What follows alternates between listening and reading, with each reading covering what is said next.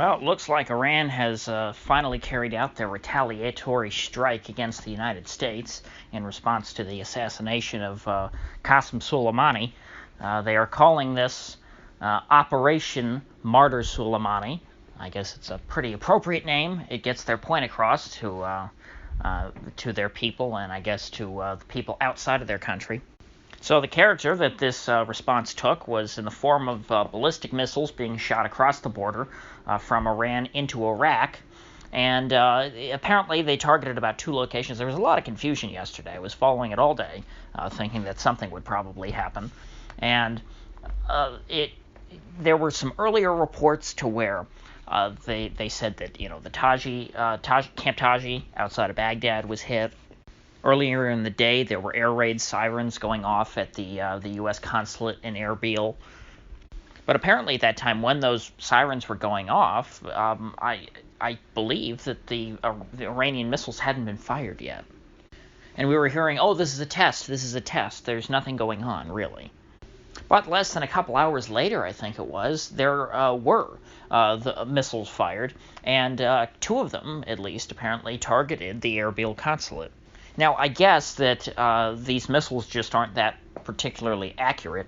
I believe that Iran has to create their own missiles in-house. They're not really able to buy ballistic missiles from other countries, so they're a little limited in what they're able to do. And so I guess they also might have limited testing, at least in actual combat use.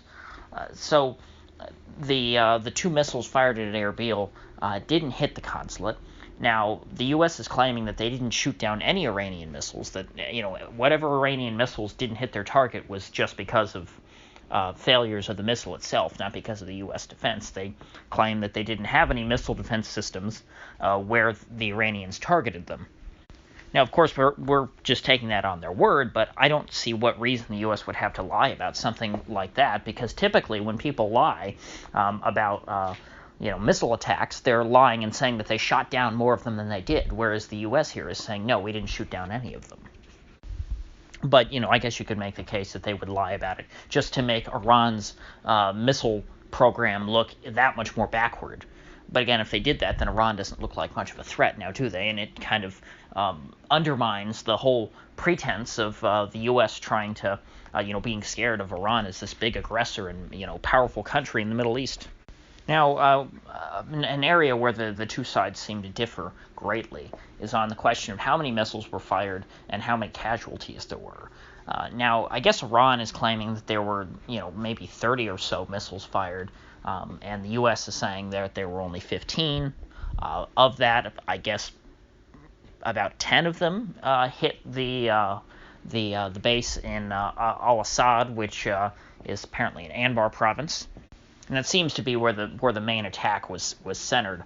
I guess they sent a couple of missiles to Erbil. I'm not sure to what purpose, but the Iranians claim that the attack on Al Assad base was because that's where the drone that killed Soleimani, I guess, took off from. Now, as far as the casualty numbers go, Iran is saying, oh, we killed 80 Americans. And this is what they're saying at home on their state TV. And you would expect that they would try and come up with some substantial number. If you notice, it's higher than the 25 members of Iraqi Hezbollah that the U.S. had killed in that attack a while back. That was a part of the road to escalation. That led to the killing of Soleimani. So it is relative to all the recent spats we've been seeing a pretty decent number of casualties. One that I think would be impressive to the average Iranian. But the U.S., on the other hand, says that they have suffered 0 casualties, apparently not even injuries.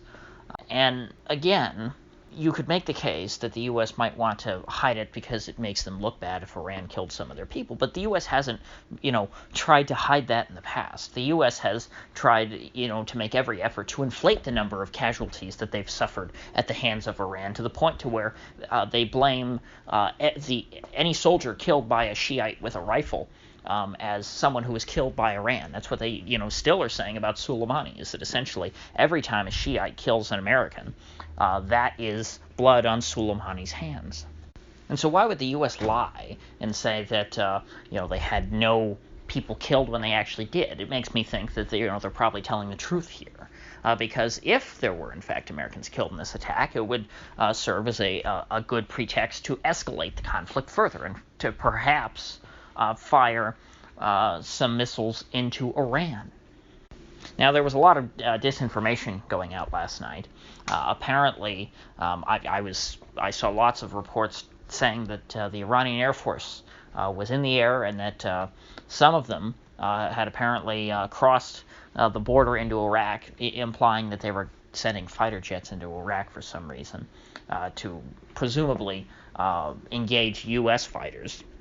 That did not end up being true, at least from everything I've seen now. There were reports about U.S. jets taking off from the UAE and Turkey and presumably heading towards Iran to retaliate last night. That did not happen. Now, I don't know that that means necessarily that there were no jets in the air. There very well might have been, but they did not go and launch some counterattack immediately against Iran. Thankfully, the U.S. seems to have taken a position last night of, taking a step back and assessing the damage and then deciding how to proceed from there. Because I think that doing so has been a pretty good thing. Because if, last night we didn't know if anyone had been killed. And when you hear that there are, 10 missiles that hit a base that has U.S. troops stationed in it, which, by the way, it's not a U.S. base, it's an Iraqi base. So there are going to be a lot more Iraqi troops there than American troops. And according to the Iraqi government, none of them were killed either. Apparently, they had enough of a warning that they were able to get into bomb shelters. And so this whole attack, while I'm sure it's destroyed some assets, it's destroyed probably maybe some planes that were out on the tarmac or something like that, or some vehicles, or certainly, buildings that were on the surface, basically anything other than human beings. But that I don't think is enough to provoke a war. I think that there is a serious opportunity now to de-escalate on both sides. And thankfully, a lot of people are saying the same thing this morning. I'm not unique in thinking that way. In fact, a lot of people think that this retaliation by Iran was more of a show for their domestic consumption, to show their people that, hey, we're not America's bitch. We they hit us and we hit them back very hard. They killed one of ours. We shot a bunch of missiles and killed 80 of theirs, allegedly.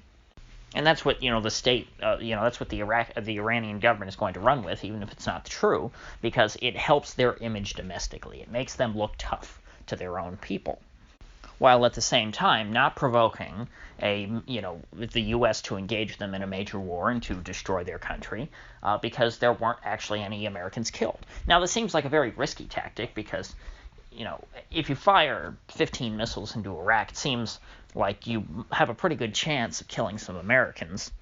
But things seem to have worked out in the end, and I think this might be a sort of a pretty good scenario. Maybe not the best case scenario, but a pretty good one with respect to getting us towards the next step in trying to de-escalate this situation. Now, President Trump is expected to speak at about 11 a.m. today, so I'll see what he has to say then. But for now, if you gained anything of value out of this video, I'd appreciate you clicking that like button and sharing this video. And if you haven't already, please do subscribe, because I do upload every day, and I'd hate to have you miss one. So I'll see you folks back here tomorrow.